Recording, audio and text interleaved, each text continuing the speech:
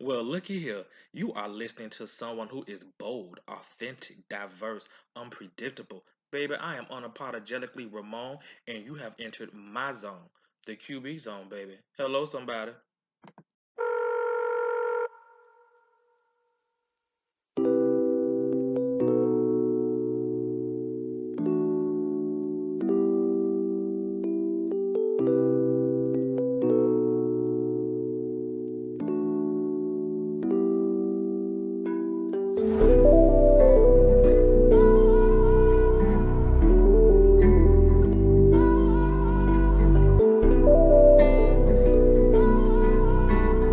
Rock Legion.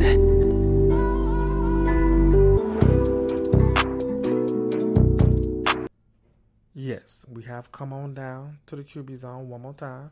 As usual, I'm very grateful for you all for coming and having a brief old chit chat with me, with your boy Ramon Marquise. Listen, let me ask you a question. When you think of the word intimacy, what's the first thing that comes to your mind? And for anyone who has pondered that question, whatever came to your mind, did it have something to do with some form of sexual activity? If I said to you that you can have intimacy, great intimacy, without any form of sexual activity or without any form of physical contact, would you believe me? What is your opinion on that? That is one of the things, or that is the thing that I want to chit chat with y'all today. Let's just set a mood. Let's just set a mood briefly. Give ourselves in a certain frame of mind and vibe. And just listen to a few words. You glance at me from across the room. It tells me your life story. Spirits intertwined, bonding over faith and tribulations. I'm entranced by you. You feel it too.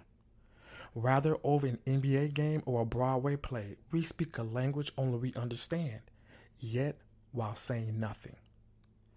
I'm caught in a daze, an intellectual high, spasm of knowledge, Marcus Garvey to Obama, slavery, bus boycotts, George Floyd, Russia versus Ukraine, housewives, power, sports center, 911.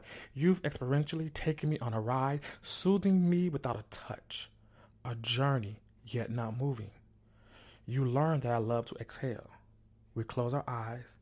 I taste the fire. From up close to 10 feet apart, all senses are savored. Disruptions ceased. This feeling we succumb to, elevated, euphoric. My inner me connects to our inner be.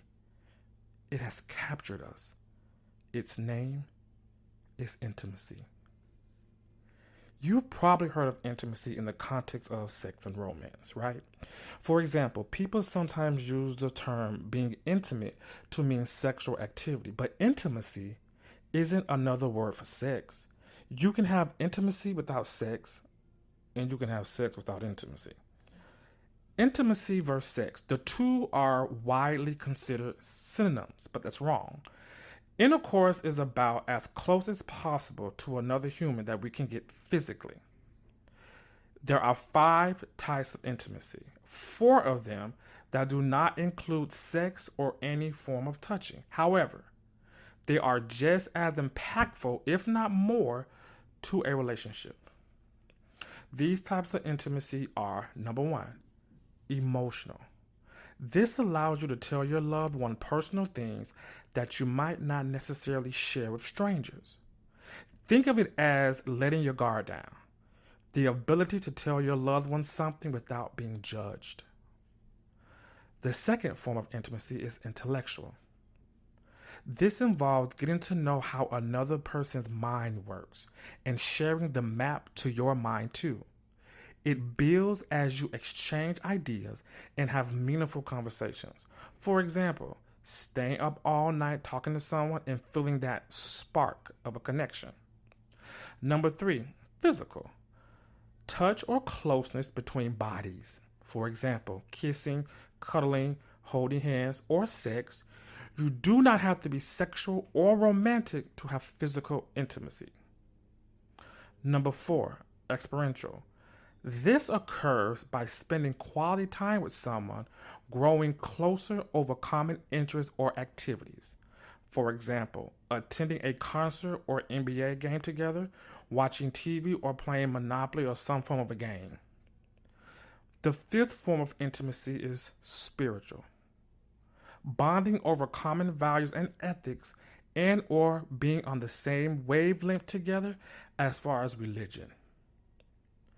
A person won't wake up one day and say, we're intimate, mission accomplished. Intimacy is something where over time you consistently cultivate its quality. The more time spent sharing feelings, emotions, and experiences, the more aspects are present that aid you in building intimacy. Any type of intimacy comes down to certain key factors.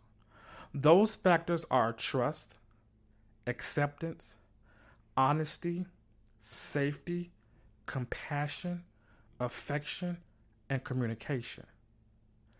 Healthy relationships involve relating on multiple levels, not just physical. Learning to engage in open, truthful communication, as well as working to understand your partner, will help establish the intangible feeling of closeness that will strengthen your love life. Intimacy can be vital to maintaining a healthy social life. If you avoid intimacy, you may find yourself isolated or in constant conflict with others.